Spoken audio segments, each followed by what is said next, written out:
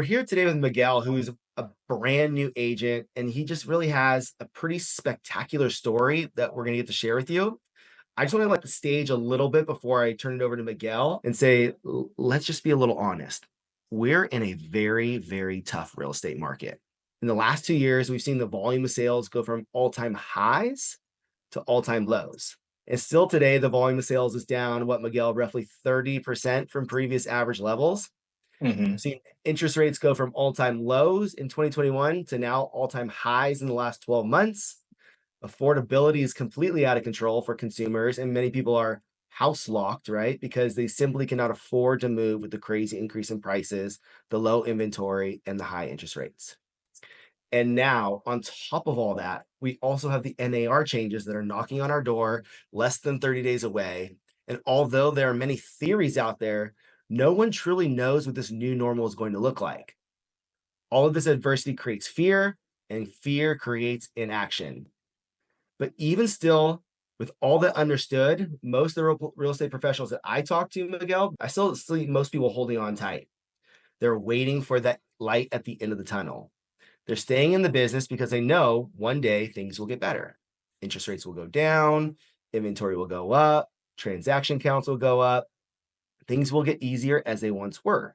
And there's probably brighter days ahead. But then there's you. Then there's you, Miguel. You don't appear to be waiting for anything to change. And over the past 12 months as a brand new agent, I personally witnessed you take complete control of your own destiny. You work part-time in the business, but yet somehow you seem to have a plethora of time. You have all these same market challenges as somebody else, but you still seem to have a plethora of opportunity. You're 23 years old and inexperienced, yet seem to have a plethora of knowledge to help your clients. Miguel, for me, you've redefined what a part-time agent can do in this business. You've redefined what a brand new agent can do. And I think you redefined what everyone listening today can do as well. So I'm excited to share your blueprint today. I have questions prepared to help you share your journey, but today wouldn't be complete with all of you guys to actually use the chat and share some of your burning questions. So please use it. Ask any additional questions. We will be answering your questions because I want to get you guys all the most value from Miguel that we can possibly get today. So Miguel, first, can you help us understand a little bit more about the journey to get here? Because I think there's just so much power in first understanding your background story before even joining the industry. No, definitely. I think you spoiled it a few times, but before I even got into real estate, I was in construction. I was an electrician. Right before I decided to join real estate, and I didn't really have much, if any, sales experience. So I was just walking in blind. And to be honest, when I was walking in, considering the change, a lot of people, even though they felt I would be good at it, were pushing me away from it. They didn't think it was a good time to buy, that interest rates were too high, and that I would just struggle. But I really had to consider the fact that most of the people telling me this were not real estate agents. And if they had any buying experience, it was one or someone else they knew that was years ago, just in compared to today's market. So once you kind of realize that, I don't know, I just talked to more agents and I felt like what I was getting from them was not matching what I was getting from people who were not agents. So we really want to keep in mind who you're listening to, or I had to keep in mind who I was listening to when I was considering making that change. Once I did get into real estate, it was definitely an adjustment change. I was 9 to 5, pulling wire, digging, and then I go from that to making about 300 calls a day and getting a lot of no's before I got a yes. Right. And so you were an electrician before. Had you ever had a sales job or any sales experience before? Nope. Nope, 4 years construction, and no, I did not do any sales experience before that. So just complete construction beforehand, really working on your own, right? I remember that being one of the first things you told me is like, I'm working really independently now, and I really want to work with people in the future. So how did that feel to make that shift from being more independent, solitary in your work to then now you're like all people driven? Well, I think I've always been a people person, and then I think too. I very easily get along with people, but working with them was definitely a different experience. It's just real estate is a people's business. You really need to know how to talk to people, but at the same time, you're a resource for a lot of your clients. And so that was something I definitely had to learn as I was learning and entering the real estate market. Really, just how to, how do I say it, present myself, how to learn, how to be up to date with the current real estate market. Because you're gonna get a lot of objections. Like you just said, we do have a lot of resistance in the market. It's very difficult. So you really have to know how to overcome those objections. And I think honestly being consistent was one of the biggest things for that.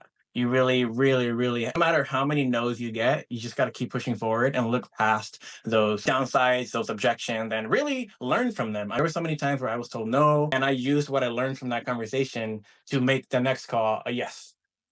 There were so many times where I had a bad experience in person with the client, and I learned from that to either be better next time I saw them or just take what I learned from that experience into the next client. You really do have to learn as you go. But if you don't learn as you go, I'm not really going to advance. That's so important there. Fail forward, right? When you get those setbacks and you get those failures, take it as a learning experience to push forward and do something new. I love that. And so you brought up already one of the big challenges is just getting those no's. What were some of the other big challenges that you faced and how did you specifically overcome those? Well, I think the biggest challenge really, because you have to remember when you're in real estate, you're not getting paid till you make a sale. And when you're working part time and trying to build your business in real estate, it can be frustrating. I'm putting so much time into two different jobs and you feel like you have no time. But I think personally, I really just had a good feeling about it. I entered because I thought it would be for me and making the calls. I would get 99 no's. I would get before I got that one yes. I really just had to keep pushing forward until the first sale finally came to me. I was really consistent work that helped me get past those struggles and objections. Let me see here. I just left my mind. That's cool. I think that's so important what you just said though. I want to really like point out and make sure everybody caught that because you were ready to bet on yourself and you were all in. It wasn't a halfway thing. It was I'm betting on myself. I'm committed to this. And that way when you did hit those that adversity, when you got those no's, it was easier to push through, right? Exactly. Yeah. I was really learning, really getting the experience of those thousand no's. You just become immune to it basically at one point. That's great. You just got the callus to it, right? Like an Yeah, hour, the bar hurts your hand at first, and then you get the callus, and then you don't feel it anymore. That's great. exactly. And really, I want to also add to that it is your business. Your team is going to hand you the tools, but you can really only push yourself as far as you want to. But I really did have a supportive team. A team is definitely going to matter because if you don't like your team and if they're not helpful, it's definitely going to make the road harder. Definitely helps. I agree. And so starting off, you took a little bit of a different path than most real estate agents. Starting out, you took on a part-time role as a leasing agent at a property management company, and you're in the process right now of retiring, right? So, what's the lease agent role? Can you tell us in what is the lease agent role, and how did it help you gain experience and confidence in what you're doing now? So as the lease agent role, you're taking, I want to say maybe 60% of what a real estate agent does, 50 to 60%.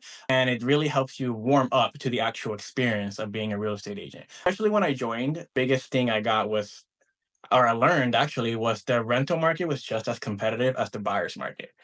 So I was meeting the same energy when I was talking to people who were just interested in renting. And even though I wasn't representing them as a client, really just an employee in this job, I experienced the objections and I experienced the emotions of it that eventually I also saw when I was on the field with all the clients that I eventually picked up. I saw those emotions, I saw those objections. It was very similar. And I think that really helped me set up how to react to that and carry it.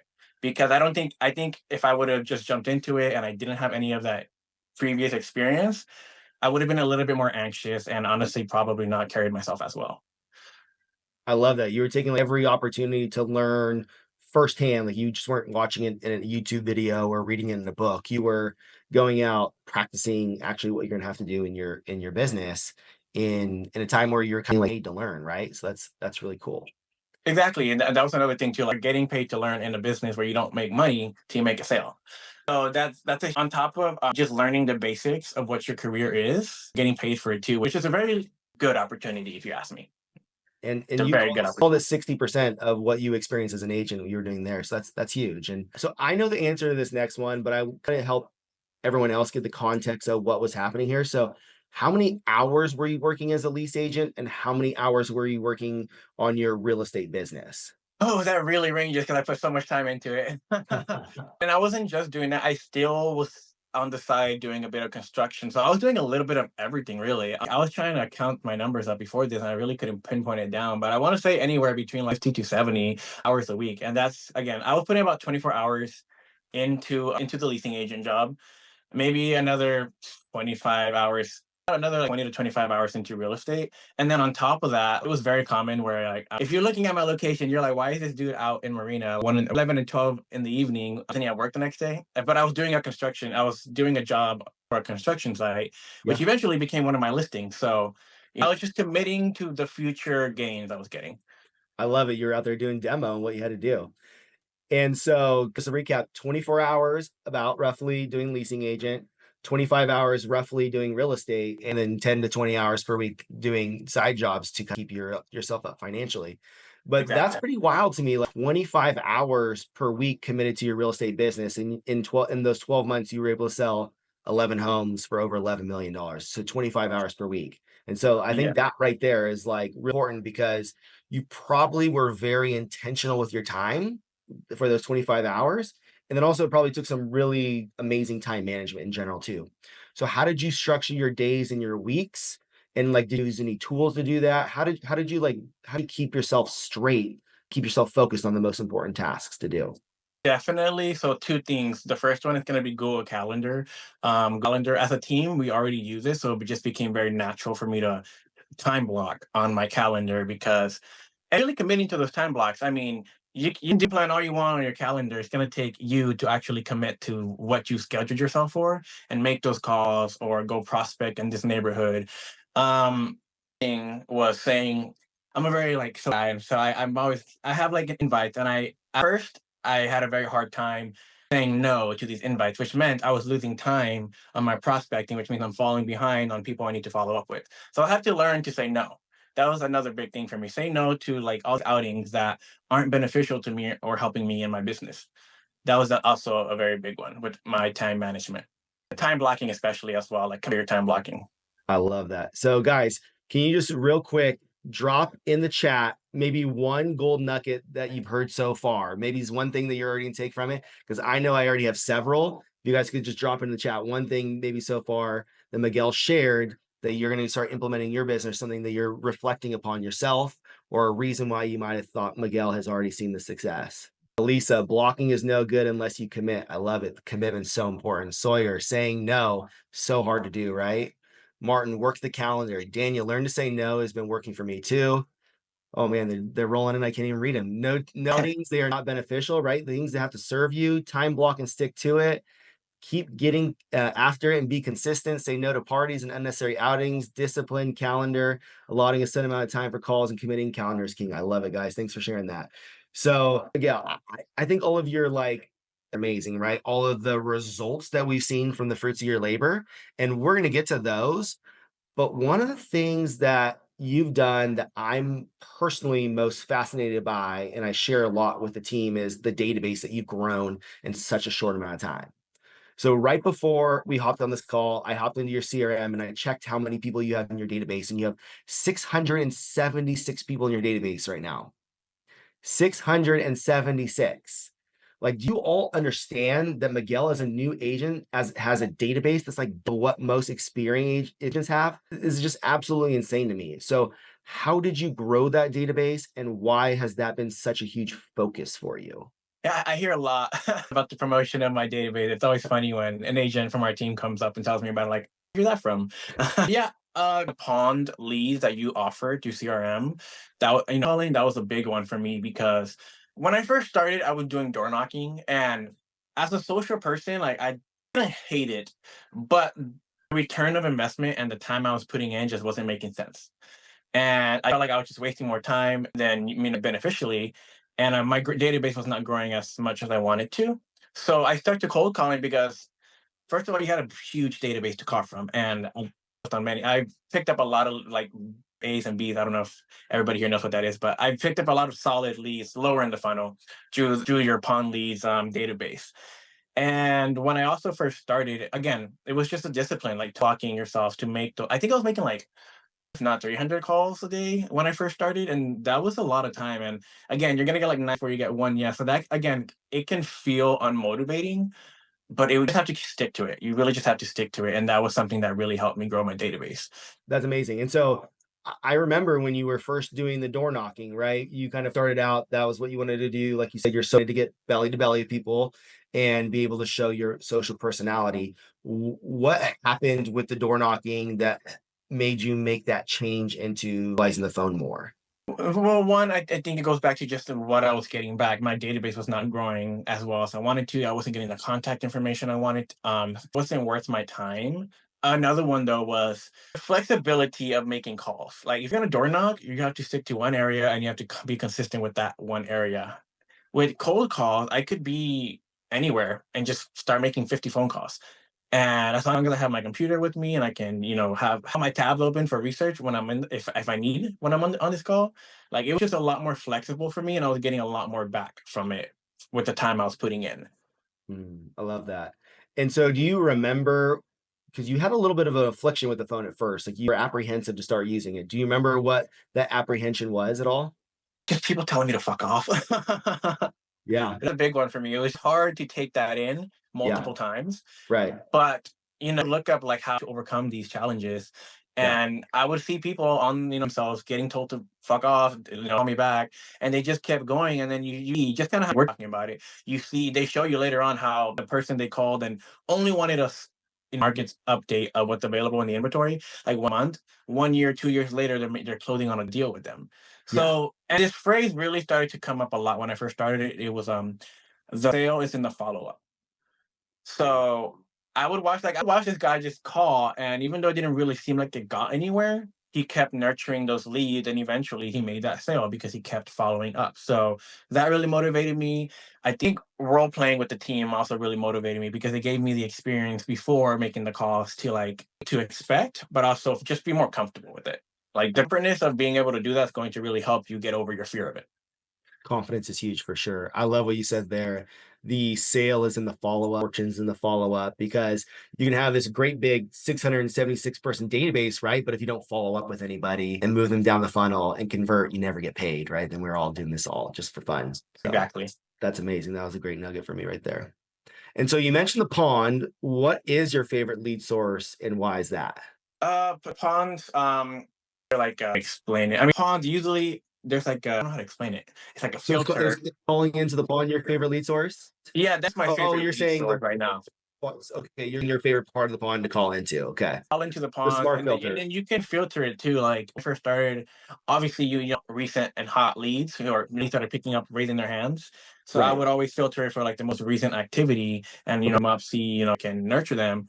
But I would always switch it up too. I'd call on old leads that haven't been called in months, if not years, and I was picking up leads from them too. So you can really filter your pond leads, or you can really put on filters with that pond database and pick up pretty valuable leads. I mean, Got really good at using the CRM and you figured out how to find your hot ones and find how to find your older ones and maybe switch up your talk track just a little bit for when you talk to those different people.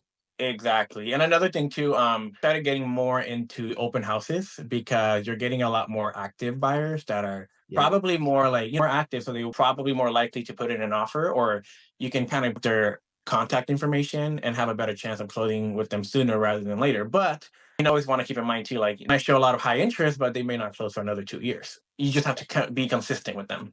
Yeah. Yeah. Consistency is key. And just to give everybody context for what a pond is a group of people in a database that are open for all the different team members to call upon. So different teams and organizations have what are called ponds, and they're not assigned to any particular agent. And the agents can go in and start kind of into the pond and they get to keep whatever they catch. So your first listing ever, I remember, was a $55,000 mobile home. And I think it was Cashville, right? And now within a 12-month period, you're approaching the close. You're 3 weeks out, I think, from the close of a $5.6 million home that's right next to Carmel Beach. So how did those two experiences differ? And what gave you the confidence to make such a big jump? So how do they differ? And I've had this experience with a lot of buyers. They not that eager to buy, but they can be a little bit more difficult to kind of work with. They're a lot more emotional with the purchase. Definitely need a lot more handholding, and that's totally fine. But the buyers are liars, right? And you really get that feel when you're working with the mobile home buyer. And I've played mobile home, homes before. No buyer is shaky. In any price point, they can be shaky, really. But I really noticed that more with mobile homes. Once we open price point, especially for this 5.6 one over in Carmel, they were a lot more confident about making the purchase, but it was a lot harder to communicate with them. It was a lot harder because they would not get back to me. I think we connected once when I reached out to them through the pawn leads. And then for like 8 months, it was very like hard to reconnect with them. But I kept staying consistent. I kept sending them homes based off what they told me they wanted. And eventually one came up on members only, which is like off my agents only. And she's from Gatos. She recognized the outside of the house because she's always walking by that street, which is right next to Carmel Beach. So when she saw it, right away, we're like the next day scheduling a tour, and then the next just sitting an offer in. And but again, I had been nurturing this one for like 8 months, and she was ghosting me for a lot of it. And the reason I was so consistent with it, do you remember we went to that Oakland conference Of course. when I Yeah. first started? At the happy hour, I was talking to a lot of agents, and one of them came up to me, really like pulled out his phone, showed me messages of people that would ignore him for months, months, months on end. And he was telling me, like, we just closed last week on a sale. Like, the sale is in the follow up. You're going to get ignored. You might get told to fuck off. It's part of being a salesperson in any sales job. But if you keep consistent, you'll get there. Yeah, that's amazing. Perseverance. And so I know people on this call probably have that thought of like, how can I raise my average price point? How can I elevate to the next level of my game? And what I just heard there is like it's all about perseverance and just sticking with it. And the sale is in the follow-up. Exactly. And if you really wanted to raise up your price point specifically, like you can farm. Like you don't have to door knock. You can host open houses in that neighborhood, and you'll get from neighbors because neighbors always want to be nosy and go open house.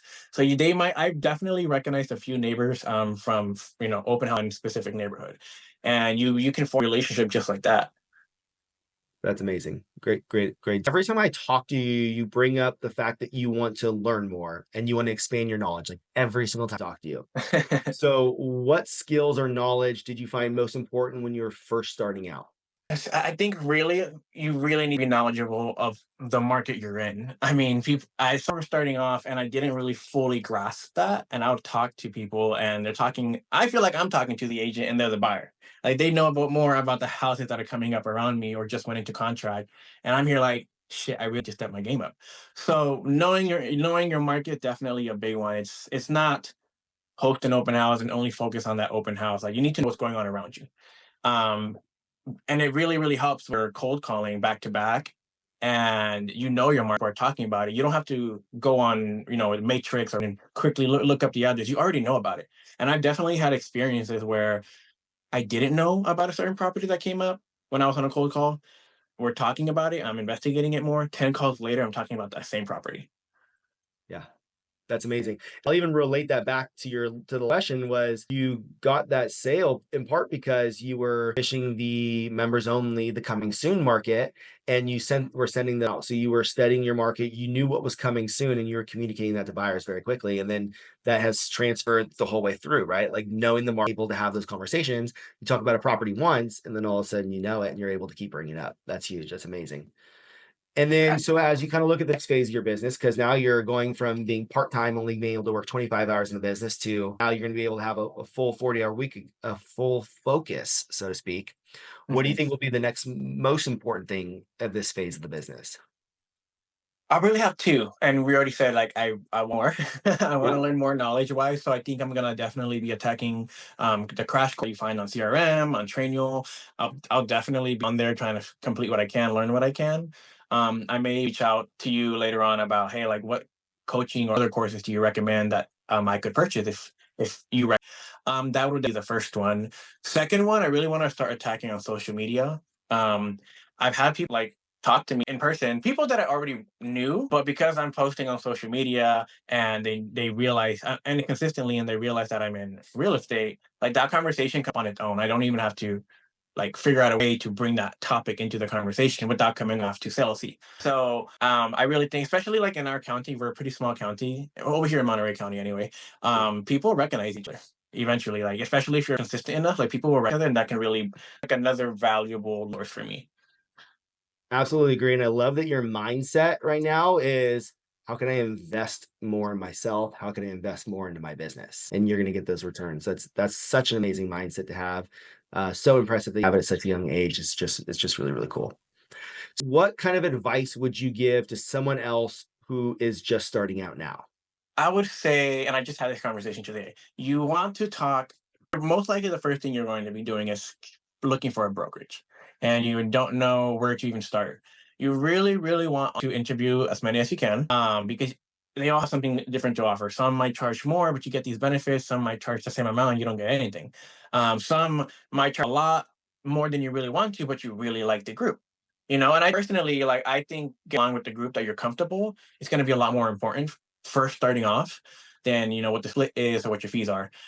Obviously, if the fees are too expensive, you really want to keep that in mind because some brokerages are expensive and they kind of make it for first year agents.